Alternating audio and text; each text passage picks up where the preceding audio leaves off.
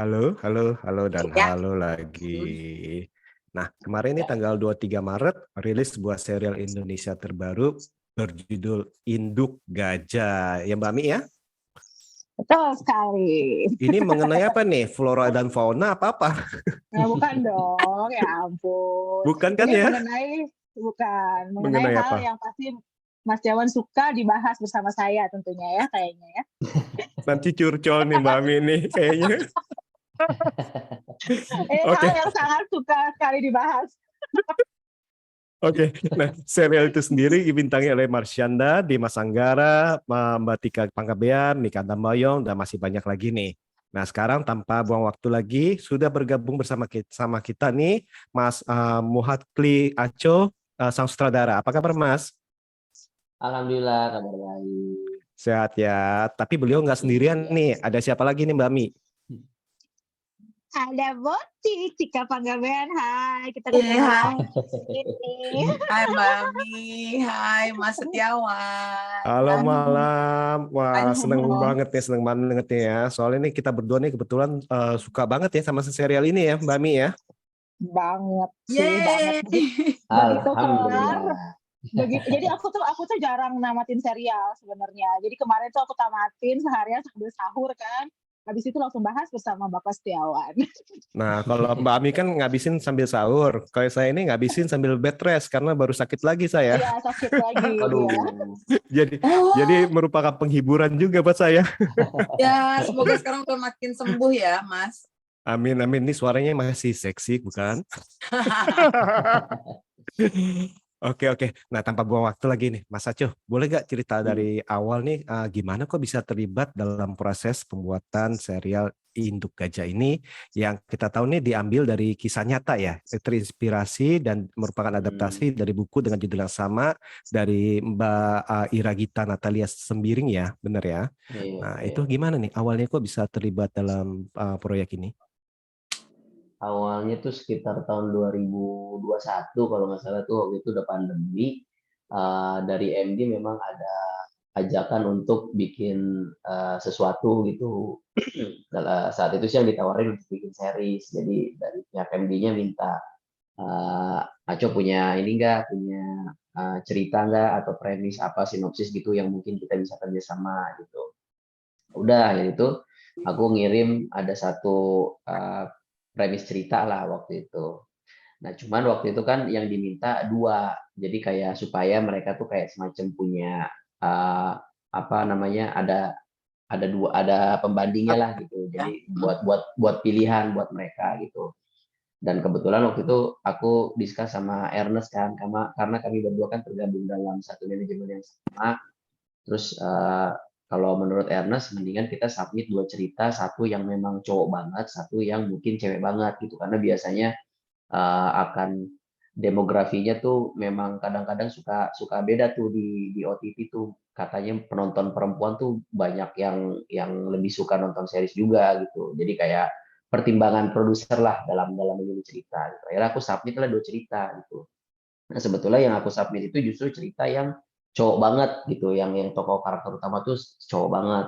Nah untuk yang satunya lagi, yang cewek banget ini, waktu itu aku belum dapat ide apa gitu. Nah cuman Ernest teringat, jadi waktu dia tahun sebelumnya bikin film Imperfect, dia itu pernah mewawancarai salah satu narsumnya dia yang namanya Ira Gita Sembiring. Karena kebetulan isu yang diangkat sama film Imperfect waktu itu ada kaitannya sama body shaming tentang perempuan juga. Jadi Ernest tuh banyak melakukan riset waktu itu. Nah, salah satunya yang dia ingat banget tuh Ira. Nah, yang bikin dia ingat sama Ira itu karena sebetulnya dinamika keluarga dia tuh yang mana keluarga Batak itu ternyata kayak menarik banget dan lucu banget. Hanya saja memang waktu itu karena risetnya memang fokusnya cuma di area body shaming doang, karena dia untuk keperluan materi film Imperfect-nya. Nah, setelah selesai riset itu, dia mungkin ngobrol-ngobrol sama Ira, dan ternyata Ernest mengencourage Ira untuk, lu kenapa nggak coba bikin buku aja, cerita lu sama nyokap lu tuh menarik tahu, maksudnya kayak buat kita gitu yang bukan orang Batak tuh kayak ngelihatnya kayaknya lucu banget itu hubungan love and hate relationship lu antara lu dan nyokap tuh seru, dan kayaknya isunya tuh bakal relate soal perjodohan kan. Sementara Ernest waktu itu bikin Imperfect kan memang gak ada kaitannya sama perjodohan, jadi pure di body shaming, makanya hal itu belum tersentuh. Akhirnya Ira mulailah bikin sinopsis buat buku rencananya apa gitu, tapi memang karena kesibukan dia sebagai jurnalis sampai hari ini kayaknya belum belum terbit bukunya, tapi masih ongoing proses. Nah, di tengah proses aku bikin sinopsis juga, Ernest menawarkan, lu kalau mau gue kenalin sama Ira, ntar lu ngobrol-ngobrol, siapa tahu lu bisa ke-trigger bikin sebuah cerita gitu, karena memang ceritanya Ira ini memang belum ada plotnya, jadi memang nggak ada kisah percintaannya, nggak ada karakter-karakter kayak Marcelnya apa segala macam, jadi pure hanya dinamika dia sama mamanya aja pokoknya, yang mana mamanya itu selalu ngejar dia untuk segera punya jodoh di umur yang udah menjelang 30. Premis utamanya itu. Akhirnya ya udah aku ketemu lah Miss Ira, ngobrol-ngobrol. Terus mulailah aku susun premis ceritanya, mulai ngarang-ngarang bebas gitu. Tapi berangkat dari karakternya Ira dan Mama. Jadi yang karakternya ada itu saat itu sebetulnya cuma karakter Ira sama karakter Mama. Karakter Marcel belum ada, karakter Anita belum ada. Nah, itu adalah proses kreatif aku untuk membuat ini menjadi sebuah satu cerita gitu. Akhirnya singkat cerita udah selesai bikin sinopsis, aku submit lah ke MD dua-duanya gitu kan. Nah ternyata MD lebih tertarik untuk produksi yang induk gajah dulu, karena menurut dia mungkin isu perempuan itu kayaknya lebih cocok untuk mayoritas penonton di waktu itu juga, yang mungkin aku nggak tahu juga, mungkin secara statistik penonton perempuan lebih banyak atau gimana mungkin. Yang jelas saat itu pertimbangannya induk gajah menjadi pilihan utamanya MD. Mulailah akhirnya aku develop story-nya, sinopsisnya dari 2021, sempat kepotong karena kena COVID juga waktu nulis tuh, waktu itu sempat bed rest juga. Jadi baru bisa dieksekusi itu di tahun 2002 kemarin gitu syutingnya. Ya udah akhirnya setelah syuting di akhir 2022, 2023 udah bisa mulai tayang dan ketemulah berjodohlah sama Prime Video akhirnya. Jadi sekarang udah bisa tayang di Prime Video gitu. Singkatnya sih begitu. Lumayan lama juga ya prosesnya berarti ya, dari 2000 itu ya, 2021 tadi berarti ya. 2021 Iya, ya. iya. Soalnya aku bingung nulis tentang perempuan tuh apa ya, sebuah hal yang nggak deket sama aku sebetulnya kan. Maksudnya kita juga kalau nulis sesuatu yang isunya nggak deket sama kita, itu pasti kita butuh banyak nanya, banyak riset, nggak bisa Betul, main betul. nggak bisa main nulis dari sudut pandang laki-laki gitu, karena Hmm. ini kan karakter utamanya perempuan, terus apa namanya, dinamika kehidupannya juga keluarga Batak, aku bukan orang Batak gitu, terus keluarga Nah, itu dia tuh. Kristen, aku juga bukan keluarga Kristen gitu, jadi kayak ini lama di risetnya sebetulnya, lama di nanya-nanyanya, jangan sampai nanti kita udah bikin salah gitu, terus orang yang ngerasa lebih paham soal itu malah ngerasa kok kayak gini gitu kan, Nah, bebannya besar gitu. Jadi kayak aku tuh udah minta sama MD, kayaknya gue nggak bisa cepet deh untuk yang ini, gue harus lama deh ininya, ngelamunnya untuk banyak nanya-nanya sana sininya gitu, sampai akhirnya PD jadi sinopsis utuh tuh di 2022 gitu, baru akhirnya PD bahwa oke, ini udah bulat nih, kayaknya udah riset sana sini, mudah-mudahan sih harusnya secara garis besar mudah-mudahan udah bisa akurat gitu. Terutama aku ngobrol banyak sama si Iranya sendiri gitu, kayak lu tuh gimana sih sama nyokap, nanya-nanya motivasinya, kenapa sih nyokap lu pengen lu nikah nikah di umur segitu, emang dia punya apa di masa lalunya tuh gimana gitu. Ya udah dari situ mulai mulai merangkai puzzle-puzzle yang kira-kira oh ini kalau misalnya diketemuin ke sini, diarahin ke situ, kayaknya bisa dapat nih satu, bisa jadi full circle gitu. Sama satu lagi masalah konklusi nih. Ketika kita bikin cerita tuh kan isunya nih isu tentang perjodohan. Ada dua pijakan nih, sudut pandang ibu, sudut pandang anak. anak Nah ya. kita sebagai penulis mau menangin yang mana gitu. Nah aku berpikiran kayaknya aku nggak mau menangin mana-mana, harus dua-duanya dapat jalan tengah nih, karena aku nggak bisa juga berdiri di sisi anak, karena orang tua juga ada poin yang harus bisa didengar gitu, makanya aku mencoba nyari titik tengahnya, jangan sampai salah nih hasil akhirnya gitu. Nah itu tuh yang lama tuh sebetulnya, gimana ya kita jalan tengahnya gitu. Ya udah akhirnya ketemulah solusinya, dibikin ke sini, diarahin ke situ. Ya udah akhirnya kita submit ke MD dan MD juga welcome banget dengan hasil ceritanya. Ya udah akhirnya kita mulailah cari cast pemain-pemainnya dan mulai syuting. Itu nggak deg-degan ya pas riset ya, karena kan ini dua ini ya, agama dan perjodohan kan biasanya tuh sangat panas gitu kan, maksudnya kalau sekalinya Iya, once lu salah bikin skrip pasti akan jadi betul. bumerang buat kalian sendiri gitu kan.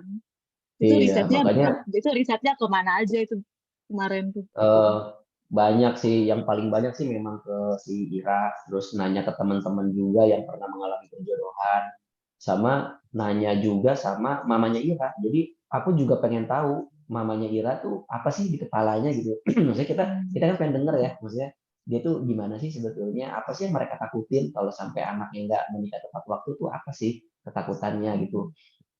Dan ternyata memang ada hal yang nggak selalu harus diabaikan juga suara orang tua itu gitu. Jadi aku berusaha nemuin aja gimana caranya komunikasi yang seringkali jadi benturan ini nih sebetulnya bisa ketemu gitu. Jadi mudah-mudahan ketika dua pihak ini nonton nggak akan ada yang saling menyalahkan gitu, nggak ada yang tuh mama sih gitu, mamanya juga kan tuh kamu sih gitu. Jadi supaya dua-duanya tuh saling saling bercermin gitu. Kalau misalnya Betul, ya betul.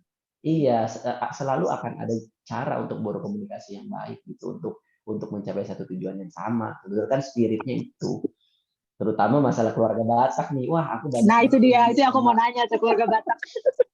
iya masalah masalah marga-margaan sekrusial apa sih menikahkan marga yang cocok buat mereka gitu. Apa sih concern terbesar mereka gitu dan ternyata memang nggak bisa diremehkan gitu. Maksudnya kayak para orang tua kita juga punya apa ya pemikiran soal garis keturunan itu nggak cuman sekedar asal bukan cuman keren-kerenan gitu intinya Betul, betul, betul. ada spiritnya di balik itu gitu. Jadi kayaknya aku berusaha masuk dulu nih ke dalam pemikiran orang-orang yang lebih punya concern ke situ supaya bisa ikut merasakan karena di aku kan nggak jadi nggak pernah jadi keresahan gitu hal-hal semacam gitu. Jadi berusaha dengerin banyak orang dulu, oh kayak gitu. Terus di lokasi juga kebetulan ada Bang Paulus Simangunsong, dia cukup paham gitu soal lika-liku perjodohan Batak gitu. Jadi banyak ngobrol juga sama dia, sama Bene juga gitu yang bikin ngeri-ngeri sedap gitu. Bagaimana sih keluarga itu biasanya dalam menyikapi hal kayak gini dan ya udah kita dapatlah akhirnya insight-insight yang mungkin gak terpikirkan sebelumnya yang itu yang akhirnya aku coba masukkan dalam induk gajah gitu. Kenapa keluarga Batak, Mas? Kan ada keluarga Jawa, ada keluarga Padang, ada keluarga lainnya. Iya, memang sih. Cuman memang dari awal karena kan kita berangkatnya memang dari si Ira kita sendiri ini gitu. Oke. Jadi makanya aku lebih fokusnya udah langsung ke situ dan menurut aku memang kalau kita ditanya perjodohan marga, top of mind aku sih pribadi pasti keluarga Batak gitu. Meskipun iya di keluarga Minang juga ada, di keluarga Makassar juga ada. Cuman kayaknya kalau disuruh jawab cepat, oke perjodohan yang harus sama-sama dari keluarga sesama etnisnya apa? Yang muncul pertama kali di kepala aku pasti Batak gitu. Karena nggak tahu kenapa mungkin Batak itu cukup solid dalam mempertahankan tradisi itu gitu. Di beberapa suku mungkin ada yang sudah mulai bisa lebih fleksibel. Nah kalau Batak itu fleksibelnya dia tetap beli marga. Jadi tetap harus ada apa ya kayak teman-temanku yang akhirnya bisa nikah dengan orang Batak pun itu tetap beli marga pada akhirnya. Jadi tetap nggak bisa segitu fleksibelnya juga. Memang ada jalan tengahnya, tapi tetap ada apa ya? Ada kuda-kuda yang mereka pasang gitu kayak ini standarnya segini gitu. Jadi kayaknya wah buat mereka emang penting banget kayaknya masalah begini beginian. Makanya kita juga harus berusaha pahami itu karena itu nggak mungkin datang hanya untuk keren-kerenan gitu. Pasti ada tujuannya gitu. Makanya itu sih yang berusaha disuarakan juga di sini. Nah, Mas Acuh, Kita kan seperti yang kita ketahui bahwa serial ini kan berfokus pada salah satu suku dan agama nih. Dan seperti kita tahu itu sebelumnya ada film yang sama lah ya seperti itu. Dan ada serial yang sekarang juga lagi baru ongoing nih juga sama juga nih menganggap suku dan ras tertentu nih. Nah, kira-kira apakah ini akan menjadi suatu tren nggak nih? Aku nggak tahu ini bisa jadi tren apa enggak, tapi kalaupun ini jadi tren, aku seneng sih. Karena maksudnya Indonesia tuh nggak cuma Jawa gitu. Yes. Dan salah satu yang jadi poin aku waktu itu maju ke MD, aku udah bilang gitu, ini keluarganya nggak boleh diotak-atik, karena biasanya PH itu kadang-kadang maunya kan, wah kalau keluarga Kristen nanti penontonnya dikit nih, kita kan mayoritas Muslim gitu. Sempat ada obrolan-obrolan kayak, ini yakin nggak mau jadi keluarga Muslim aja, yakin. Maksudnya kayak keluar drama atau film atau cerita yang menceritakan keluarga Muslim itu udah terlalu banyak gitu, maksudnya. Dan Indonesia itu bukan cuman Muslim dan Jawa gitu, maksudnya kita harus tunjukin di luar sana tuh ada keluarga-keluarga yang cerita-ceritanya perlu kita dengar gitu, yang yang mungkin nggak semua kreator atau nggak semua rumah film atau rumah produksi yang mau melakukan itu gitu. Makanya ketika aku ngomong itu ke MD dan MD juga oke, nggak masalah, dan Prime-nya juga welcome, jadi kayak oh ya udah, berarti aku udah menemukan rumah yang tepat nih untuk bisa mempublish ini gitu. Sama aku juga udah minta waktu itu kayak aku nggak akan bikin ini jadi film Batak, betul, tapi setidaknya unsur-unsur Batak yang ada di dalamnya tidak boleh salah gitu. Karena masa iya udah tipis salah juga gitu kan. Jadi kayak aku juga berusaha bikin kayak misalnya ini kan bukan tentang film Batak, jadi karakter-karakternya tuh aku combine, ada yang memang Batak, ada yang anaknya keturunan emang lahir di Jakarta, karena memang yang kita lihat di sekeliling kebanyakan sekarang yang kayak gini nih. Bagaimana latar belakang kedaerahan itu, kultur itu sudah mulai tergerus dengan gesekan-gesekan fenomena sosial yang dia terima di sekitarnya, dan itu bisa jadi mempengaruhi kekentalan adat yang ada di sebuah keluarga, terutama keluarga perantau yang ada di Jakarta gitu. Nah, sebetulnya itu yang lebih menarik gitu, karena mungkin bisa lebih dinikmati sama orang maupun yang bukan suku Batak gitu. Oke, menarik. Nah, kita sekarang nih kita ke Mbak Tika dulu nih. Nah, Kak Tika apa kabar nih? Hai. Ketemu lagi kita. Nah, Kak Tika, Iya. waktu itu tuh gimana? Kok bisa jadi si mama atau si induk? Prosesnya seperti apa nih? Apakah perlu misalnya casting dulu atau gimana? Iya, itu dari Aconya ya, Cok. Nggak ada Jadi kalau casting aku lah tuh buat selalu, mama. aku sebenarnya selalu pengen kalau ada penawaran seperti ini, aku bersedia banget untuk di casting, untuk di audisi sebenarnya. Karena menurut aku, jadi si pembuat film dalam hal ini, Aco sebagai penulis dan sutradara tuh mungkin jadi mempunyai banyak pilihan gitu loh. Nah waktu itu Aco sempat udah nggak lama setelah masuk ke 2022 ya, Cok ya. Aco ngubungin aku gitu loh, terus dia gitu, oh gitu Cok gitu. Aku tuh kaget sekaligus seneng, tapi juga jujur sekaligus takut karena memang waktu itu masih ada gaung yang ngeri-ngeri sedap kan gitu loh. Justru itu yang aku obrolin sama Cok, yakin nih Cok, aku kan baru muncul di ngeri-ngeri sedap gitu loh, takutnya nanti orang-orang akan gini, pengen ngulang nih, atau misalnya pengen kok Batak lagi gitu kan. Jadi kalau dari akunya tuh, aku lebih takut secara keseluruhan produksinya gara-gara ada aku di situ, jadi orang tuh, ini emang parno ya aku ya, overthinking ya Cok ya.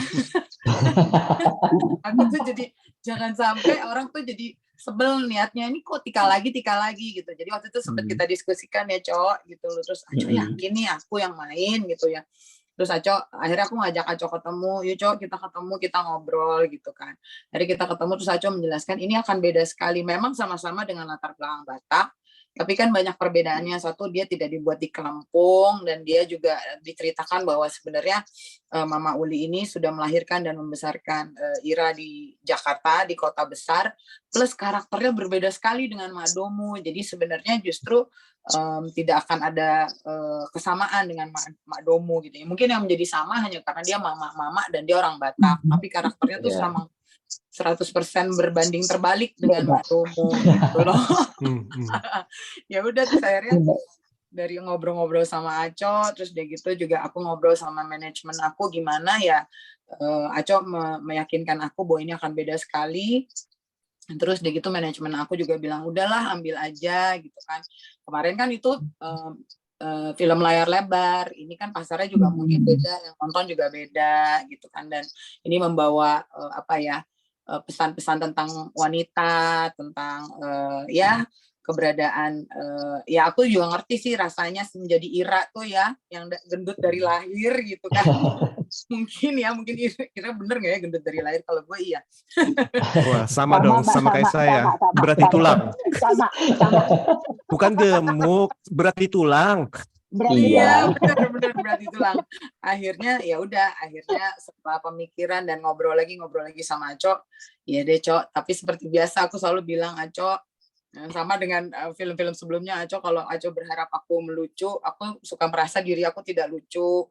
Jadi terus Aco bilang ya enggak dong, tugasnya kakak hanya menjalankan apa yang ditulis Aco dalam skrip gitu loh, menginterpretasikannya, mengekspresikannya gitu loh.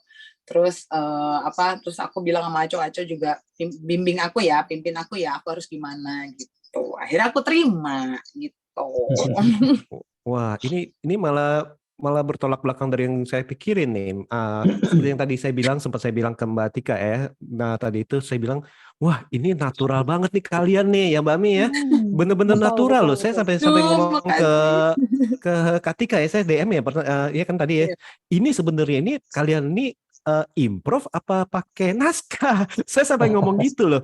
Bahkan celutukan-celutukan itu kok kalian ini kok chemistry-nya ini bagus banget nih, baik itu Kak Tika sama si Marsyanda, Kak Tika sama Mbak Tamara, ataupun Mbak Tamara sama Mas Paul ya, Mas Paulus, itu semuanya pokoknya natural banget, celutukannya, ngomongnya, baik itu pas lagi drama, pas lagi komedi. Nah ini justru kok bisa gitu? Itu based on script semua loh. Bener kan? Ya? Yang kita improv dikit-dikit banget ya Cok, karena paling kadang-kadang Cok belum lekat, jadi kita suka masih bercanda-bercanda, nambah-nambahin. Tapi kalau dari awal sampai akhirnya, maksudnya kayak obrolan-obrolan yang kebanyakan itu memang dari skrip. Wow. Cok, dan di komedi konsultannya Awe ya. Tapi aku sih itu dari kita reading emang udah begitu. Oh, nggak terasa ya? Tektokannya udah dapat. Iya, tektokannya udah dapat. Ya. Gimana tuh? Apa perlu dikurung di dalam satu ruangan dulu itu selama berapa hari? Gimana rahasianya? Enggak juga sih, cuman maksudnya kayak emang konsepnya kan aku bikin ini tuh realis aja, jadi kayak dalam menggunakan kalimat-kalimat itu memang bahasa sehari-hari gitu kan, dan aku udah bilang dari awal aku nggak pernah membebankan harus berlogat ya Kak gitu, karena kalaupun misalnya logatnya hilang-hilang, menurut aku itu justru lebih akurat, karena teman-teman aku pun yang udah lahir dan besar di Jakarta itu mamanya banyak banget yang logat Bataknya juga udah nggak kental gitu. Bahkan salah satu kru kita itu sinematografer kita Bang Padrinade ya, Bang Ucok itu Batak tulen, tapi Bang Ucok kalau ngomong tuh nggak ada Batak-Bataknya sama sekali, nggak ada, bener-bener kayak orang Jakarta aja. Aku kalau misalnya nggak tahu nama dia Padrinade ya aku nggak tahu dia orang Batak. Orang ngomongnya udah kayak begini aja, udah biasa gitu. Jadi kayak setelah ngobrol sama orang-orang yang seperti mereka, ya memang begitu, banyak orang yang Bataknya udah hilang, apalagi yang lahirnya di sini gitu. Nah biasanya yang masih ada sisa-sisa itu justru orang yang lahir dan besar di sana gitu.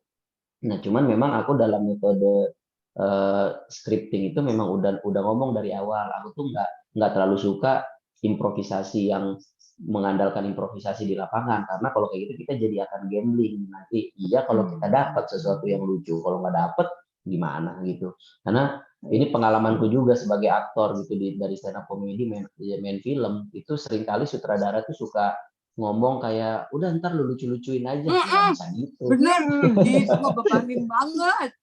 Iya, jadi kayak kadang-kadang tuh ada cara Beban. sutradara yang salah gitu dalam memperlakukan tentang dia komedian, terus nggak dikasih skrip yang jejak, terus tiba-tiba langsung masuk set, udah nanti lu improv aja, ya nggak bisa gitu karena film itu kan harus naskah gitu. Nah makanya aku juga nggak suka hal yang seperti itu, makanya aku udah ngomong dari awal sama Katika gitu, aku janji nggak bakal nyuruh Katika improv gitu.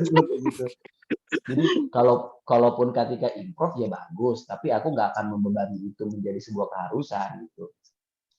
Jadi paling yang terjadi adalah gitu, aku bikin skrip, terus kita reading. Nanti ketika reading biasanya ada tuh aktor juga kan biasanya suka ada interpretasi sendiri dalam mendeliver jokes-nya dan kadang-kadang suka nambah-nambahin sendiri. Nah, kalau misalnya menurutku itu bisa mempertebal komedinya, aku catat, aku masukin ke draft berikutnya. Jadi kayak ketika syuting tuh udah ada hasil ibaratnya hasil latihan kita, rehearse kita waktu reading, dan itu kita bawa ke lokasi. Nah, kalaupun nanti di lokasi tiba-tiba kepikiran lagi yang lebih lucu lagi, ya nggak apa-apa juga. Kita juga nggak saklek-saklek amat. Itulah makanya ada comedy consultant di lapangan. Karena kadang-kadang gini, kita udah nulis sesuatu nih. Tiba-tiba di set kita melihat sesuatu, entah ruangan, entah prop, entah lukisan, yang mungkin bisa direspon untuk menambah kelucuan adegan itu. Nah, hal-hal seperti itu ya harus kita respon, karena sayang kalau enggak. Jadi kayak kita nggak menutup diri untuk melakukan improvisasi di lapangan, tapi sebelum masuk syuting ya skrip kita harus sudah jadi gitu. Jadi kalau misalnya ada celetukan-celetukan itu biasanya karena aku belum ngekat. Jadi memang aku punya kebiasaan kalau misalnya syuting itu yang penting lewat dulu dialognya. Habis itu aku akan tunggu beberapa saat gitu. Kalau misalnya mereka masih enak dialognya, aku biarin aja. Karena toh nanti di editing bisa aku trim gitu. Daripada nanti mereka baru mau ngomong sesuatu, udah aku cut, sayang. Padahal nanti itu bisa lucu gitu. Nah contohnya itu kejadian tuh yang di scene-nya Diki yang lagi makan di kantin, abang-abang tukang sotonya di belakang tutupnya jatuh. Terus tiba-tiba kaget beneran.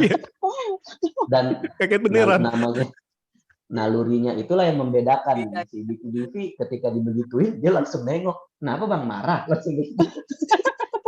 Nah yang kayak gitu-gitu baru nggak ada di skrip, karena kan kita juga nggak tahu itu si tukangnya bakal jatuh gitu, tapi dialognya udah habis gitu. Makanya aku tuh selalu ngebuka ruang kayak gitu, karena aku sendiri sebagai aktor dulu sering banget digituin gitu, kayak ini dialognya gimana Pak, udah ntar Aco bikin lucu aja gitu. Hah gimana gitu. Bingung ya jadinya ya. Iya, maksudnya kayak kita kan bukan lagi pengen menghibur orang ulang tahun ya. Kita lagi pengen bikin film gitu. Kalau bikin film ya tanggung jawab sebagai penulis, ya lu harus ngasih skrip yang benar dong. Makanya aku bilang sama Katika, pokoknya kalau nggak lucu itu sama aku gitu. Aku yang nulis gitu. Udah gitu. Jadi nggak usah terbebani bahwa aku harus melucu, karena justru memang kami pun dalam stand up comedy semua yang kami bawakan di atas panggung itu kami tulis gitu, nggak ada yang kami improv. Jadi kami juga kalau disuruh kami di stand up comedy nih kalau disuruh improv itu juga sebenarnya nggak semuanya suka gitu. Aku termasuk orang yang nggak suka disuruh gitu karena ya buatku itu harus disiapin gitu. Nah tinggal bagaimana caranya membuat sesuatu yang on script menjadi sesuatu yang organik, seolah-olah itu kayak celetukan, seolah-olah itu kayak terjadi begitu saja, padahal ya itu kita latih, ya disitulah fungsinya kita tahu timing komedi yang tepat, bagaimana mendelivernya, itu yang kita latih gitu. Bukan kita nyari pemain yang siapa yang jago nyeletuk, enggak gitu. Siapapun bisa gitu main gitu, bisa. Nah, tapi hebat, keren. Sampai benar-benar natural banget. Iya asli lo itu di tiap scene tuh bener-bener yang harusnya ngakak tuh aku tuh beneran ngakak loh, beneran deh asli. Aku mau nanya nih sama Mas Aco nih, kenapa Iranya pilih Marsyanda? Apa karena Marsyanda pernah main di sebelumnya kan juga sebagai wanita buat big size gitu ya, atau ada itu lain? Nah justru aku baru tahu ternyata dia juga main film Gendut Siapa Takut. Itu Nah, tuh kayak nggak sama-sama nggak tahu, tiba-tiba lagi tengah-tengah reading Caca bilang aku mau preskon ya, preskon apa? Filmku mau tayang, gendut siapa takut. Oh gitu. Aku langsung kayak, oh mudah-mudahan gak sama nih. Nah itu kejadian juga di Ngeri-Ngeri Sedap. Aku kan main juga di Ngeri-Ngeri Sedap. Nah sebetulnya cerita aku tuh udah jadi saat waktu aku syuting Ngeri-Ngeri Sedap. Makanya waktu di set ketemu sama Bene, aku nanya sama Bene, Ben, di skrip lu ada nggak yang bahas soal makanan yang namanya migoma? Ada. Ya, langsung lemes. Kenapa? Tadinya itu mau ada di skrip gua. Gua mau pakai mie gomak itu sebagai simbol makanan yang disiapkan sama mama untuk ulang tahunnya Ira. Ira, Ya, oke. terus aku tanya, di lu banyak nggak tuh porsinya mie gomak? Banyak. Orang ini jadi dialog, mie gomak dibikin sama mama. Ya udah deh. Akhirnya aku ganti skripnya. Karena si Ngeri-Ngeri Sedap itu bakal tayang duluan. Iya. Sementara aku nulis soal mie gomak itu udah ada di draft 1 aku gitu. Kami kan nulis juga nggak bareng kan. Benny juga nulis sudah lama, aku juga nulis bareng-bareng sendiri-sendiri. Tiba-tiba aku ikutan main dari sedap, aku tanya sama Benny, waduh Ben, lu pakai mie gomak? Iya. Ya berarti gue harus nyari makanan lain dong gitu. Makanya Ikan di arsik. si Indok Gajah pakainya ikan arsik gitu. Tadinya Iya, mie ikan gomak arsik. di draft 1 itu masih mie gomak gitu, di sinopsisnya juga masih mie gomak, tapi nggak apa-apa lah gitu karena memang untungnya Batak tuh punya banyak makanan khas gitu, jadi kayak nggak kehabisan ide gitu.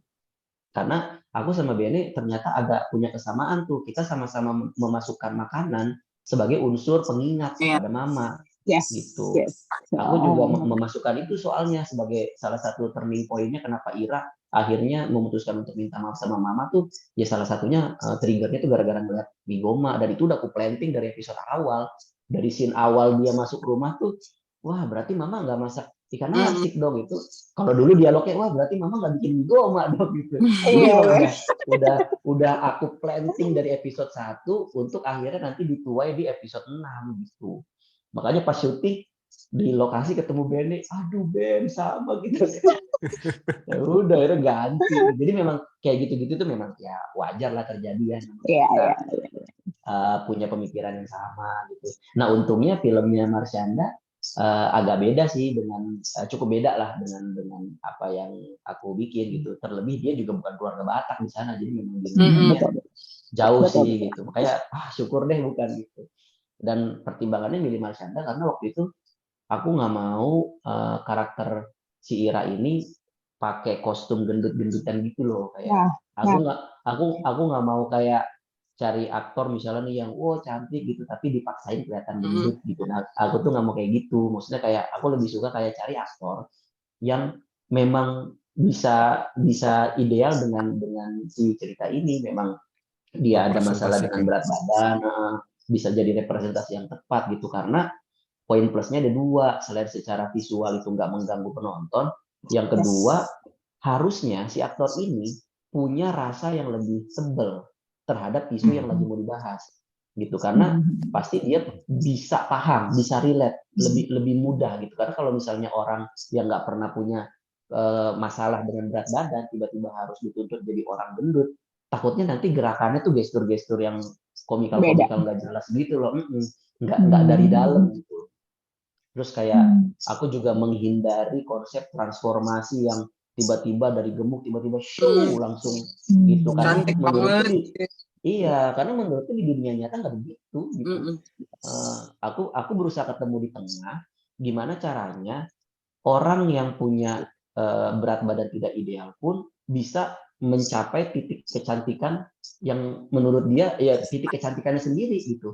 Jadi maksudnya tiap orang bisa cantik dengan cara masing-masing, dan yang poin pentingnya bukan masalah lu kurus atau lu aduhai bodinya, tapi bagaimana caranya lu bisa menempatkan diri lu menjadi titik terbaik gitu. Jadi bukan berarti membiarkan begitu saja, tapi ya memperbaiki penampilan itu tetap, tapi ya sudah pada porsinya gitu. Karena pada akhirnya orang bisa cantik dengan caranya masing-masing. Dan aku udah nanya sama temen-temenku juga banyak yang nggak semua cowok kok suka sama cewek yang harus kurus. Ada temenku banyak aku tanya, enggak, gue sukanya main gemuk. Jadi kayak anggapan bahwa cowok tuh pasti ideal itu adalah kurus, belum tentu loh. Coba deh tanya teman-teman, ada yang kayak, aduh gue nggak suka dia terlalu kurus, ada kayak gitu. Nah itu salah satunya aku nanya sama temen-temenku yang punya pasangan gemuk, aku tanya sama dia, lu tuh dari dulu memang pasangan lu selalu gemuk atau lu dia dulu kurus tuh akhirnya gemuk? Enggak, gue emang selalu dari dulu sukanya sama yang gemuk, enak dipeluknya katanya gitu. Jadi memang itu preferensi pribadi. Jadi kayak Yes, memang betul. makanya aku masukkan dalam dialog kayak cinta tuh gak bisa diatur-atur tahu, kalau misalnya udah suka Yes. yang kurang-kurang tuh rasanya ya cukup-cukup aja gitu. Jadi Iya. kayak kita tuh nggak usah terlalu worry. Yang penting kita juga nggak yang masa bodoh banget. Ah, udahlah terima gua apa adanya, biarin gua nggak pakai deodoran, biarin gua nggak dandan. Ya nggak gitu juga lah. Maksudnya kalau memang lu self love, tunjukkan kalau misalnya lu mencintai diri lu, dan salah satu cara lu mencintai diri lu adalah ya lu memperbaiki diri lu sampai ke titik yang paling optimal. Itulah salah satu bentuk apresiasi tertinggi kita terhadap tubuh kita dong. Gitu. Jadi jangan sampai salah kaprah nih, self love nih maksudnya ya udah gue begini aja. Lu yang terima gue gitu. Jadi kita berusaha cari tengahnya gimana. Aku juga nggak bikin Ira yang di endingnya tuh tiba-tiba jadi cewek yang tiba-tiba kurus gitu, nggak juga. Tapi dia ya udah berusaha memperbaiki penampilan aja, karena ya itu udah salah satu bentuk dia memperbaiki penampilannya, itu berarti cara dia menghargai dirinya sendiri, dan itulah self love gitu menurutku. Dan alhamdulillah sih konsep itu ya cukup bisa diterima sama orang ya gitu. Iya, soalnya jujur pas aku nonton itu pertama kali aku lihat, karena kan aku nonton Gendut Siapa Takut kan, Marsyanda di Gendut Siapa Takut gitu. Jadi ketika nonton Indo Gajah itu aku lihat belakangnya Marsyanda gitu, karena kan kalau gendut tempelan itu kan akan berbeda dengan emang gendut pure gitu kan. Ya maksudnya ketika aku lihat itu, oh ini berarti beneran ya Marsyanda nih naikin berat badan apa gimana ya? Maksudnya dari belakangnya tuh, dari tangannya, dari pinggangnya juga kan kelihatan gitu kan. Oh berarti dia beneran naikin berat badan ya untuk di peran dia yang ini gitu ya. Iya. Jadi memang treatmentku tuh lebih ke kayak gimana caranya secara wardrobe itu bisa mengekspos kegemukannya dia. Terus dari angle kamera, gimana caranya angle kamera ini bisa memperlihatkan kegemukannya dia gitu. Jadi kayak kita justru yang menyesuaikan si aktornya gitu, angle-nya dari mana gitu. Nanti ketika di fase 2 yang dia udah memperbaiki diri, kita main trik kamera lagi, kita bikin angle yang tidak terlalu memperlihatkan kegemukannya, sehingga mata orang seolah-olah memang itu ada semacam transformasi yang terjadi, tapi ya tidak berubah yang ekstrim gitu. Jadi ya perubahan wajar aja, yang organik aja gitu. Karena di dunia nyata kan kejadiannya seperti itu. Enggak, takutnya nanti ini jadi malah kayak, oh berarti gue kalau mau dapat jodoh harus kurus dong, ya enggak juga gitu maksudnya. Aku nggak mau terjebak di situ gitu maksudnya. Nanti jus pare habis ya. Pare gitu kan cuma habis. Iya. Oke. Aduh, Katika. Ini kan Katika kan juga udah yang kedua kali atau beberapa kali ini memerankan sebagai orang tua dan istilahnya dari suku yang sama ya dalam arti ya. Ini boleh cerita gak apakah ada tantangan atau persiapan apa aja nih yang Katika persiapkan untuk di serial ini? Tantangan tentunya menghafal, yang pertama nih buat aku, menghafal dialog yang cukup panjang sambil berekspresi marah-marah, merepet gitu. Kan kalau misalnya kembali lagi karena dia berasal dari suku yang sama ya, ini dengan Mak Domo tuh kan dia lebih pace-nya lebih lambat gitu kan. Karakternya juga lebih kalem gitu ya. Kalau yang ini ya memang aku harus lebih agresif lah gitu, lebih agresif, dan udah gitu juga menghafal dialog-dialog yang diberikan Aco itu kan pace-nya cepet gitu ya, dan nadanya juga masih tinggi gitu kan. Dan lakora apa gitu, dan juga itu dialog marah-marah, tapi aku juga nggak boleh karena aku ibunya yang lahir dan besar ceritanya di kampung, si logatnya kan juga masih tetap ada nyisanya kan. Jadi ya itu tuh semuanya harus ada di sini dan diramu gitu, jadi supaya keluarnya seperti itu. Itu sih tantangan yang paling apa ya, yang paling challenging lah buat aku gitu loh, karena harus ngomongnya dikit-dikit marah gitu ya. Kalau kalau si Mak Dombo dulu kemarin aku sempet ngomong sama teman-teman aku, lu lihat deh gue tampangnya sedih mulu, di sini tampangnya marah terus. Pokoknya harus gimana auratnya Mama Uli ini ngeselin, setiap kehadiran dia tuh nyebelin, tapi juga ada unsur lovable-nya karena dia ibu kan, ibu yang sebenarnya mau jagain anaknya, mau sayangin anaknya gitu loh. Jadi aku waktu berperan ini aku juga, gue harus ngeselin, tapi di mata penonton yang ada dalam pikiran aku ya, gue juga harus menanamkan nyebelin, tapi kayaknya apa yang dibilang sama Mama Uli ini bener gitu loh. Ada benarnya gitu. Dia tuh begitu karena dia sayang sama anaknya gitu loh. Ya kalau kita lihat ibu-ibu kan misalnya anak-anaknya masih makan tengah malam nih. Kayak itu salah satunya. Mama aku tuh sebenarnya nyokap gue tuh cuek sebenarnya. Nyokap gue tuh sangat demokratis. Cuma kalau kita suka tengah malam masih makan, dia gini, udah malam kok masih makan sih? Itu benar kejadian. Mama aku segitu. Sampai ini ya kita udah segede-gede gini, pernah satu hari dia kirim di grup WhatsApp keluarga. Biasa dia dapat dari TikTok gitu, bahayanya makan sebelum tidur. Kenapa? Jadi gini, kenapa kita harus makan terakhir jam 7? Dia gitu. Jam 7 malam tuh udah paling maksimal. Karena dia mikir banget nih, gue sama kakak gue tiba-tiba suka malam-malam GoFood apa gitu kan. Jadi ya kurang lebih seperti itu. Tantangannya sih aku rasa seperti itu ya. Jadi menyerap skripnya Aco, lalu mendelivernya dengan baik gitu kan. Ya itu tadi ngomong dalam kondisi tense-nya di atas, terus deh gitu cepat ngomongnya, kata-katanya banyak, terus tiap Ira nyaut disamber lagi sama mamanya, disamber lagi sama mamanya gitu kan. Sementara di satu sisi aku juga orangnya tuh nggak gitu, jadi emang harus keluar aja dari dirinya Tika gitu. Saya pikir tantangannya itu pada ketawa semua, gara-gara apa? Lucu. Nahan ketawa. Nggak bisa nahan ketawa. Saya pikir. Oh iya itu juga, itu sih apa ya? Untungnya kita nggak banyak ketemu Dik Divi lagi, ketemu Diki ya. Kalau ketemu dia, wah hancur sih, kayaknya ketawa-ketawa mulu tuh. Tapi kalau udah berhadapan sama Tante Duma tuh kocak ya coy ya, dia tuh kocak. Iya. Tante Duma gitu kocak. Iya, kepikiran tuh ngajakin Tante Duma tuh, kaget juga lihat Tamara kan itu udah lama juga kan dia nggak ada di layar kaca kan gitu. Ketika muncul tuh kita yang wah ada Tamara kangen lagi ya. loh. Iya kaget saya. Loh. Apalagi angkatan kita kan kenal banget ya sama Tamara. Aduh ketahuan di angkatannya langsung. Terus habis itu karakternya beda banget gitu. Waktu itu tuh kita nyari tandemannya Mama Uli nih, Tante Duma nih, harus yang gila juga nih orangnya nih. Sementara karakter Mama Batak nih cukup sedikit pilihannya gitu. Nah, waktu itu aku mikirnya Mbak Tamara Geraldine itu orang Ambon karena nama belakangnya Tuan Kota. Tapi setelah discuss sama tim casting, enggak. Si Mbak Tamara itu buru apa dia ya? Tambunan. Buru Tambunan dia ternyata.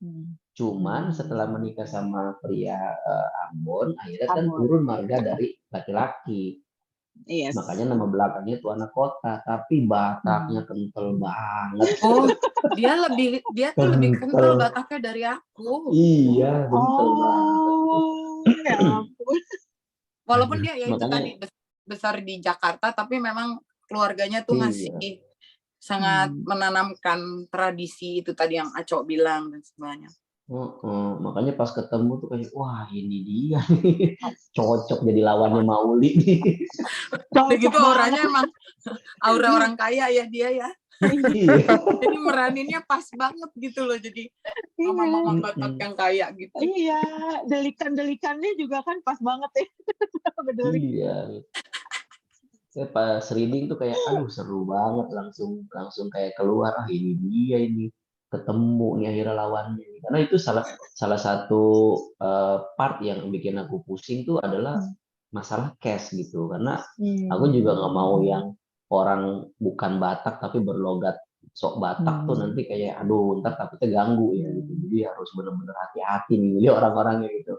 Kalau untuk Ira sama Marcel oke lah, aku punya reasonnya kenapa dia nggak berkotak Batak gitu. Tapi kan untuk orang tuanya aku nggak punya rasa, jadi aku harus otentik orang Batak gitu. Jadi di beberapa case aku mungkin fleksibel, bisa bisa cari opsi, tapi untuk karakter mama nih aku udah bilang sama Katika dari awal, Kak, aku yang lain mungkin masih ada kemungkinan buat saya ganti, tapi kalau mama nggak bisa.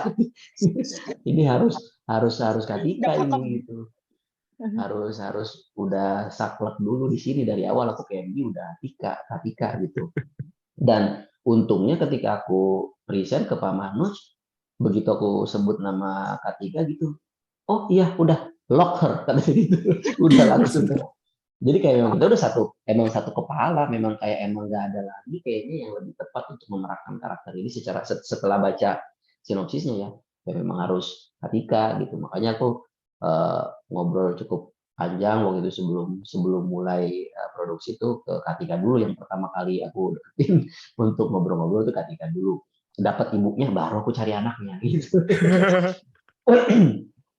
Dan memang sebetulnya nama Marshanda udah ada nih dalam opsi gitu, ada beberapa, tinggal kayak lihat nanti mana yang lebih pas gitu. Tapi memang dari awal sebetulnya Marshanda adalah kandidat yang paling pertama sebetulnya ada di deretan pemeran untuk Ira gitu, karena surprisingly aku tuh kan mempertemukan Ira dengan Ira yang asli di waktu reading. Terus kayaknya Ira tuh maksudnya si Caca tuh kayaknya jam terbang nggak bohong ya, dia tuh aktor dari kecil gitu. Jadi kayaknya pertemuan singkat sehari itu kayaknya dimanfaatkan banget sama si Caca untuk kayak memperhatikan gestur, cara mengikat rambut, cara ngomong. Karena aku lihat gitu pas udah di set kayak, ini orang kayak kok makin mirip aja sama si Ira beneran gitu. Iya benar. makin mirip gitu, kayak dari cara jalannya, cara geraknya, apanya, cara ngomongnya gitu. Kayak aku sempat ngerasain kayak awal-awal reading dulu nggak begini gitu. Makin lama kayak makin masuk nih dia ke Ira gitu. Jadi kayak wah enak banget nih kayaknya untuk ngarahin si Caca tuh memang udah terlatih gitu dari kecil dia di industri ini. Jadi saya nggak tahu ya, aku justru nggak tahu kenapa ya dia nggak dari dulu memerankan banyak film-film gitu. Dia tuh berbakat banget soalnya, brilian banget. Aku sih pengen banget ngelihat dia ada lagi gitu di film-film yang lain, karena ya dia pinter banget orangnya, smart gitu untuk ngejalanin karakternya tuh kayak isian dalam dirinya tuh kaya banget gitu. Jadi kayak aku berharap dia tuh bakal memainkan banyak peran-peran sih di kemudian hari di film Indonesia. Kayaknya abis ini Iya. Salah satu talenta yang harus balik lagi. Orang ini emang udah. Iya. Kayak comebacknya Marshanda di Induk Gajah nih bener-bener pol-polan ya. Maksudnya kayak dia kelihatan banget kerennya gitu, mainnya gitu kayak natural aja, effortless. Aku tuh kayak selama syuting gitu kan kayak, ini orang kemana aja sih gitu. Kenapa lu main film sih gitu, kayak kita tuh butuh tahu. Iya bener loh. Iya benar-benar keren. Nah, kita kembali ke Mbak Tika lagi. Mbak Tika, ada pengalaman seru gak nih? Atau Mas Aco juga boleh. Pengalaman seru yang terjadi di saat syuting nih. Pengalaman seru atau pengalaman lucu lah. Tuh, tukang somai. Itu sih nggak bisa gue lupa. Tadi cerita. Salah satu yang nggak bisa gue lupa ya. Karena emang kayak emang semesta mendukung banget ya, habis tukang somai dimaki-maki sama Mama Uli, tiba-tiba emang bener-bener tuh gerobak somai kejompal ya, Cok. Iya, udah gitu mukanya begitu lagi mukanya. Kejomplang beneran. Iya, jadi aku tuh bodohnya aku gitu ya. Aku tuh nggak ngecek dulu ternyata sepeda somai itu harus ditahan stangnya. Karena kalau nggak ditahan, dia tuh berat di belakang. Aku tuh nggak tahu itu gitu. Kayak aku kan kayak ya aku yang ngedirect, aku yang main. Udahlah biar ayo cepet aja gitu. Ini kan seingat aku itu juga udah scene terakhir malam itu. Aku juga kayak udah mau pulang gitu. Jangan sampai lama gara-gara aku gitu. Udah ayo cepet. Aku langsung ganti baju di situ. Udah tuh ambil tag gitu. Terus pas udah selesai, pas udah action aku masuk pas udah balik ke sepeda, pas mau kabur diangkat standarnya dia langsung jumping gini, terus aku langsung latih refleks, jumping. Itu Tapi kru itu langsung untung keambil ya, Cok. Itu aduh pas iya. banget tuh itu. Jadi itu kalau misalnya kalau adegannya diterusin, itu kru udah pada ngumpul terus nahan sepedanya biar nggak terbalik. Itu langsung kru di situ langsung kayak sepeda langsung ditahan semua. Itu kalau enggak udah langsung begini tuh. Jadi kaget betul, jumping. Terus kalau misalnya dilihat reaksinya Mama Uli juga di situ, yang tadinya marah jadi kayak jadi kayak kasihan tiba-tiba jumping. Aduh itu aneh banget kejadian. Terus ada satu lagi ya fun fact ya. Ini sebenarnya aku rada kaget sih. Ternyata Dimas Anggara itu takut sekali sama mangga. Mangga. Oh iya. Oh ya? Kan ada adegan tuh yang aku ngupas mangga, terus Iya. Nawarin. mau kan kalau masih Ira nggak ada kurangnya dia kan sebenarnya dia bukan takut sama sendok pisaunya, Bukan dia pisaunya. takut sama mangganya. Kok begini Dimas Aneh banget ya. takut sama mangga, ini kan buah paling enak ya, orang sih nggak suka durian apa gitu kan. Iya. Kalau dia bukan nggak suka, dia takut. Jadi aku tuh selalu gitu, lu beneran nih coba, jangan gitu. Gue nggak ngerti apa yang terjadi ya, dia takut sama mangga. Aneh banget ya, orang mau takut kalau jengking, ular gitu, takut sama Iya. mangga. Kalau durian oke lah ya, kulitnya kan tajam ya. Ini mangga apa yang ditakutin? Ya ngerti. Jadi dia emang sedikit kayaknya akhirnya jadinya natural kali itu ya, Cok ya, pas kita adegan itu ya. Dia lebih ketakut karena mangganya. Dia sempat bisik-bisik tuh Kak, kayak, Cok, lu nggak ada buah lain gitu. Nah, kenapa harus ganti buah lain gitu? Masa mama keluar ngupas pepaya gitu? Aneh banget gitu. Ya mangga lah gitu. Enggak, gue kayaknya gue agak kurang ini nih mama, nggak kurang apa? Kurang berani sama mangga. Gimana? Kurang bersahabat ya sama mangga. Aneh banget.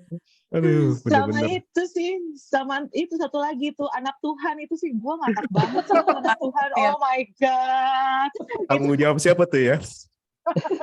Kucing pun sampai tahu loh, Ci. Wah, udah bangga tuh. Wah. Sebetulnya awalnya itu di draft 1 itu ceritanya nggak begitu. Jadi awalnya tuh tadinya si cowoknya Ira itu twistnya adalah ternyata udah jadi pendeta gitu. Ya, cuman setelah aku riset lagi, ternyata pendeta tuh masih bisa kawin. Boleh. Yang nggak boleh kawin itu Romo, Katolik. Gitu. Sementara aku memotret keluarga ini, keluarga Batak, KKBP. Jadi kayak nggak ketemu nih gitu kan. Ada plot hole di situ. Aku tulis ulang lah gitu. Ketemulah ide itu. Tapi itu gitu, kayak dari reading aja kita udah anjir, loncatnya jauh. Tapi itu bener-bener. Iya. Terus lucunya pas dengar ini kita bakal tayang pas Lebaran loh. Wah, cocok nih. Ini bisa jadi suntikan rohani. Tapi sebenarnya itu kan kayak apa ya, plot twist, tapi sangat mungkin terjadi dalam kehidupan asli kan. Dan dulunya dia gimana taat di agama apa, terus menjelang gede kan banyak menemukan hal-hal baru gitu ya. Dan ini apa namanya, dan itu sebetulnya menjadi full circle karena si anak Tuhan ini bisa jadi mengalami seperti si Ira, dia nggak dapat jodoh yang seagama. Iya. Bisa jadi kan. Sebetulnya nyambung aja gitu. Iya benar. Jadi itu kayak pembahasan kita ya Mas Tiawan ya.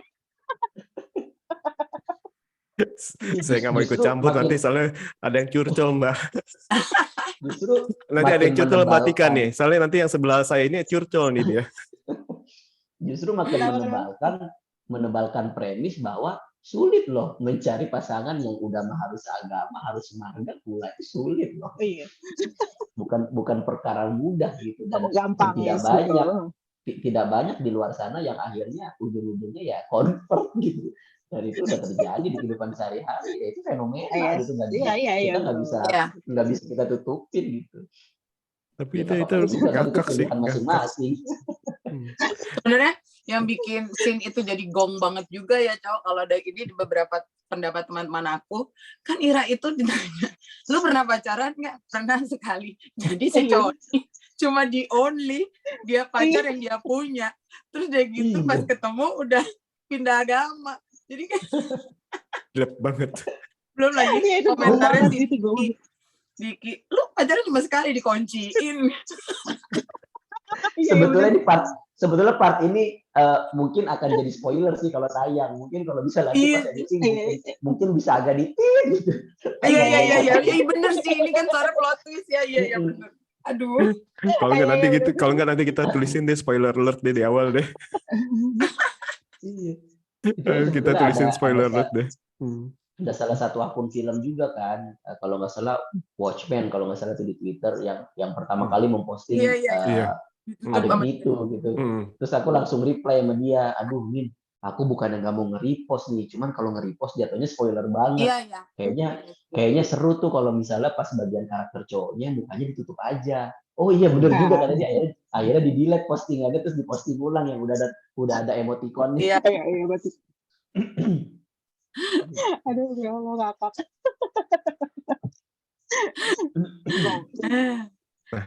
Coba banget. Terus ada yang ini nggak? Ada yang protes gitu? Dalam arti baik itu, ini kok nama komedinya kayak gini sih ini kok kayak gitu sih, ini kok nyentil ada komen-komen yang negatif-negatif nggak? So far sih nggak ada ya, karena aku sih sebagai orang Islam ngelihat scene itu sebetulnya malah ngerasa bangga. Kan akhirnya lu masuk agama gue. Iya dong, maksudnya aku yang udah aku bahkan di sini aku memuliakan agama Islam.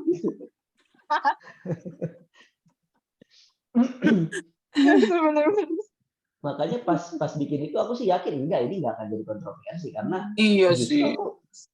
Kecuali kalau misalnya aku balik, wah itu bisa perang dunia tuh. Iya. Makanya pas aku bikin itu kayak enggak, aku yakin ini akan aman. Karena ya nggak ada hal yang perlu jadi concern, justru bagus itu hidayah.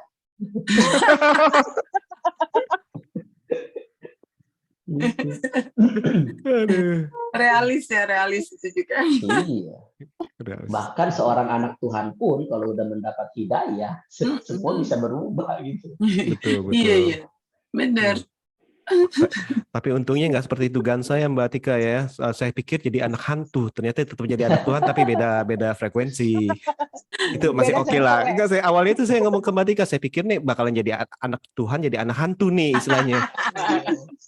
Horor dong jadi.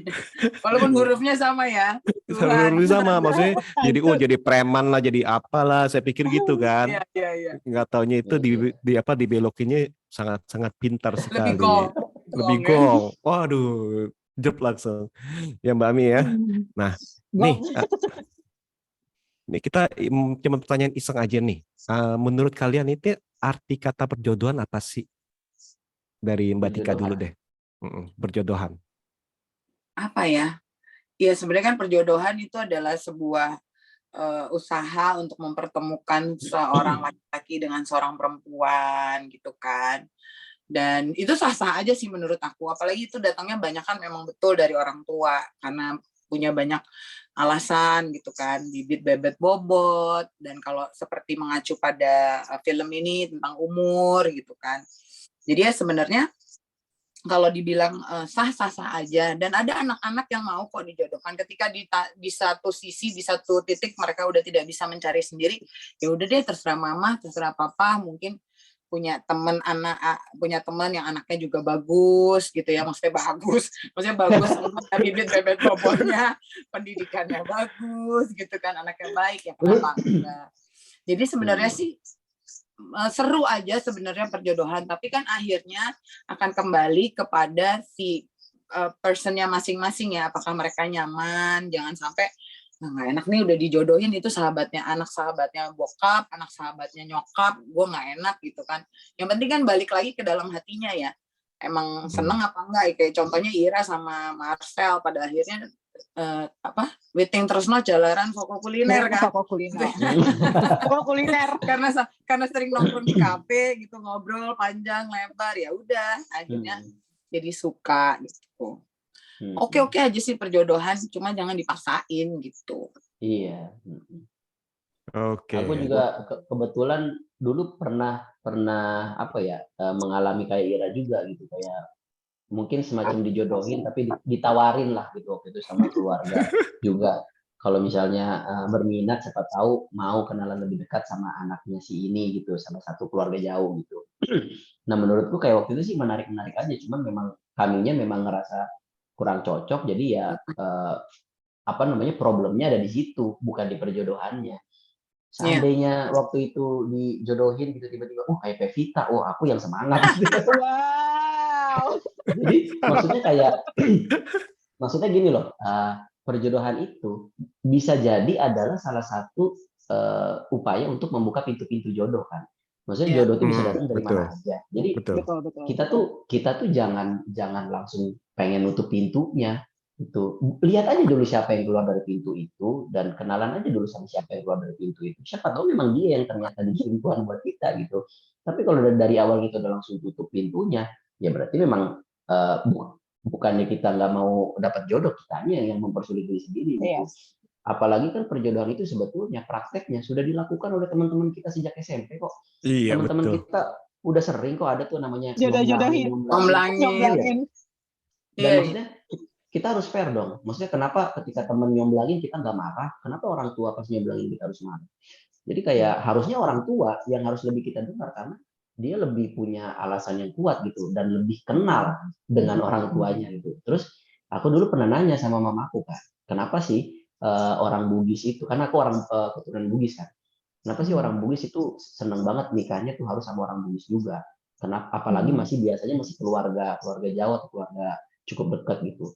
Nah ternyata salah satu alasannya yang menurutku masuk akal, karena biasanya orang kalau udah menikah terus ada masalah, seringkali itu langsung ngomong keluar, dan itu bisa memberikan atau menceritakan aib keluarga besar. Iya. Nah kalau mereka berasal dari satu circle keluarga yang sama, hal-hal kayak gini mereka akan jaga apa-apa demi harga diri keluarga, martabat keluarga. Jadi ketika ada masalah, akan ada puluhan orang yang siap untuk memediasi kita, untuk berusaha mencari jalan keluar gitu.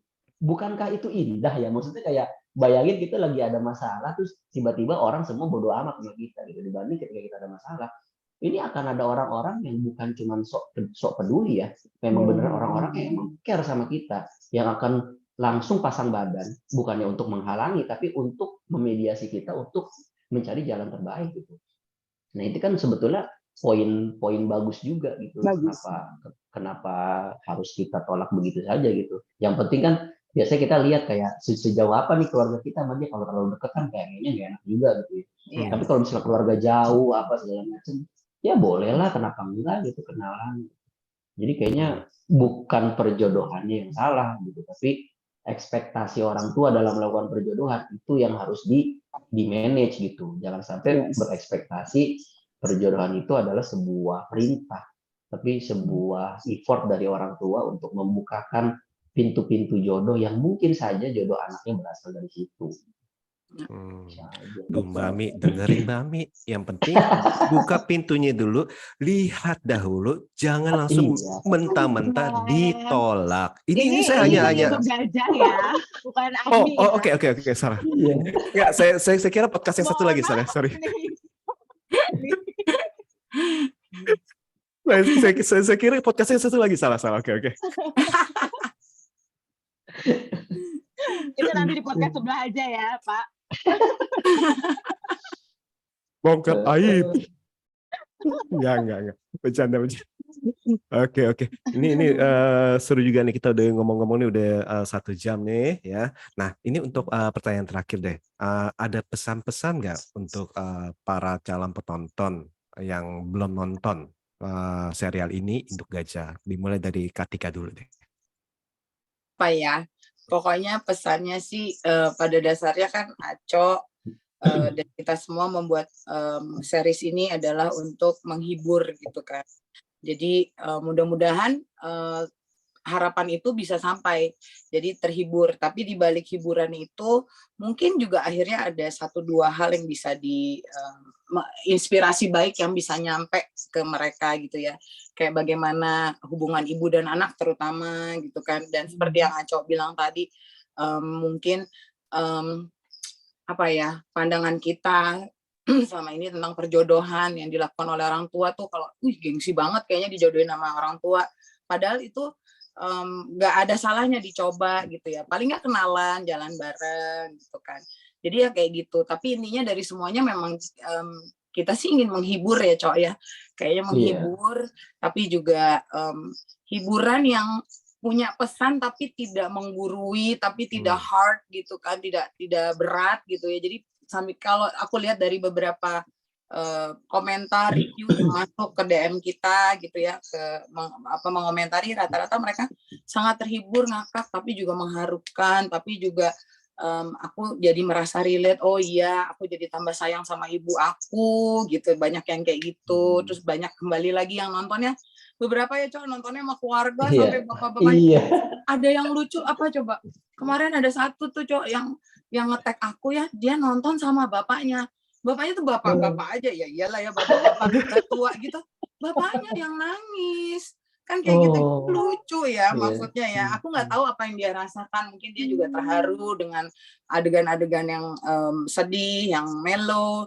Tapi mungkin ada sesuatu yang menghangatkan hatinya juga mungkin menonton itu gitu loh. Jadi mungkin buat teman-teman yang akan nonton dan yang sudah nonton, ya nonton dulu, nikmati dulu gitu loh. Mudah-mudahan bisa menghibur dan menjadi apa ya, teman di bulan puasa ini, mungkin lagi nunggu buka atau nunggu sahur gitu. Dan kayaknya udah banyak yang habis dalam 1 hari 8 episode gitu. Jadi belum apa-apa udah yang ya aku habis gitu. Jadi gimana, langsung nanya season 2 Iya, season 2. Itu sih kayak dari aku. Dari Aco nih yang bikin. Ya kalau aku sih dari awal udah mikir kayaknya kita tuh butuh mendengar suara-suara yang mungkin selama ini nggak pernah kita dengar gitu keresahannya. Kita terlalu banyak mungkin nonton hal-hal yang itu lagi gitu. Jadi semacam ingin memberikan pilihan ke penonton kalau Indonesia tuh sebetulnya kaya banget loh sama cerita-cerita keluarga kayak gini gitu. Dan cerita-cerita kayak gini menurutku di luar sana banyak banget dan kita harus dengar semua itu karena ya Indonesia bukan cuma Muslim, Indonesia bukan cuma Pulau Jawa, tapi Indonesia itu kaya dan terdiri dari berbagai macam latar suku, bangsa gitu, dan masing-masing punya dinamika keluarganya sendiri-sendiri. Dan itu sebuah hal yang nggak akan kita temui di film-film Hollywood ya. Maksudnya justru kita tuh di sinilah lokalitas kita tuh ada di sini gitu. Jadi kayak kita tuh harus lebih ngangkat yang begini-begini tuh karena ya root kita tuh ada di sini gitu. Jati diri kita tuh ada di hal-hal yang seperti ini. Dan simpelnya sih aku pengen kayak setiap keluarga itu pasti selalu akan ada perbedaan pandangan antara anak dan orang tua, dan mudah-mudahan Induk Gajah bisa jadi bagian kecil dalam mempertemukan kegagalan berkomunikasi antara anak dan orang tua. Karena aku percaya bahwa semua itu tuh bisa ada jalan tengahnya selama mereka sebetulnya punya satu visi yang sama untuk sampai ke satu tujuan yang sama gitu. Jadi mudah-mudahan tontonan Induk Gajah yang cukup ringan ini mungkin bisa jadi wadah buat mereka untuk saling mungkin setidaknya menertawakan diri masing-masing lah. Ternyata gue sebagai orang tua begitu ya gitu. Ternyata gue juga sebagai anak begitu ya. Gitu. Ya udahlah kita ketemu di tengah aja lah gitu. Jadi bisa jadi tontonan yang membahagiakan lah, menghangatkan gitu, terutama ini di bulan Ramadan mungkin bisa jadi sesuatu yang bisa mengisi waktu juga gitu. Nggak muluk-muluk sih, buat itu aja sih, menghibur sambil menertawakan diri sendiri aja gitu. Karena ini seringkali udah terjadi di kehidupan keluarga manapun biasanya gitu. Betul. Oke. Nah, jadi nih kalian nih kalau yang belum menonton Induk Gajah nih, kalian langsung nonton aja nih. Kalian nggak usah khawatir nih, walaupun ini hanya berkisah mengenai suku Batak atau agama tertentu, tapi ini bisa ditonton kok oleh siapapun karena ini mungkin general ya Mbak Ami ya, bener ya? Betul, Iya. betul banget, betul banget. Tontonan ringan yang bermakna banyak dan bagus. Iya, betul. Tontonan ringan tapi berbobot, Ci. Atau tontonan yang Ringan berbobot tapi tapi berbobot, dikemas Kak. dengan ringan, Ci. Nah, seperti Iya. itu. Betul, Jadi, betul. jadi ini kalian nih ya tadi itu kayak Mbak Ami nih pas lagi menunggu sahur ya. Gua lagi. Pas lagi nunggu sahur nontonnya. Oh ya. Tuh, Oh iya, sahur nontonnya, iya. kok Oh iya. susah. Pas sahur. Ya, pas sahur nontonnya ya betul. Ini lagi pengen penutupan menceritakan Mbak Ami nontonnya Iya, seperti iya, apa. iya. Kok saya kena omelan lagi? Oh iya, oke. Iya, betul. Iya benar kan Mbak Ami? Nontonnya pas Iya, sahur betul. dihabisin tuh 8 Iya, episode, betul. cuma 8 episode loh kalian. Nah, ini 8 Iya, episode nggak ada yang lama-lama kok. kurang lebih 40 sampai 48 menit lah kalau nggak salah ya, ada yang 38, ada yang 48 menit itu tinggal di maraton aja, binge watch itu bagus banget sih. Dan kalian akan penasaran kok. Nah, atau kalian yang lagi mau ngabuburit nih sambil iseng-iseng, nunggu apa nih? Udah kalian nonton aja seperti itu. Dan ini hanya ada di Prime Video ya. Hanya di Iya. Prime Video, jangan lupa itu subscribe Prime Videonya, langganan dan nonton di situ aja. Oke, kalau gitu nih, terima kasih banyak nih Mas Aco untuk waktunya. Mbak Tika, makasih banget juga untuk waktunya Sama-sama. lagi. Senang sekali nih Sama-sama. bisa ngobrol dengan kalian nih. Semoga di lain kesempatan kita bisa ngobrol-ngobrol dengan proyek yang berbeda nih. Ya, Ditunggu karya-karya selanjutnya. tentunya dengan Terima karya-karya kasih. selanjutnya. Nah, untuk Makasih para Mbak Ami, Mas pendengar, Setiawan, makasih. Ya, makasih terima banyak. kasih. Nah, untuk para pendengar jangan lupa menonton kami, mendengarkan kami di episode-episode kami selanjutnya. See you. See you. Bye. Terima kasih. Bye. Terima kasih.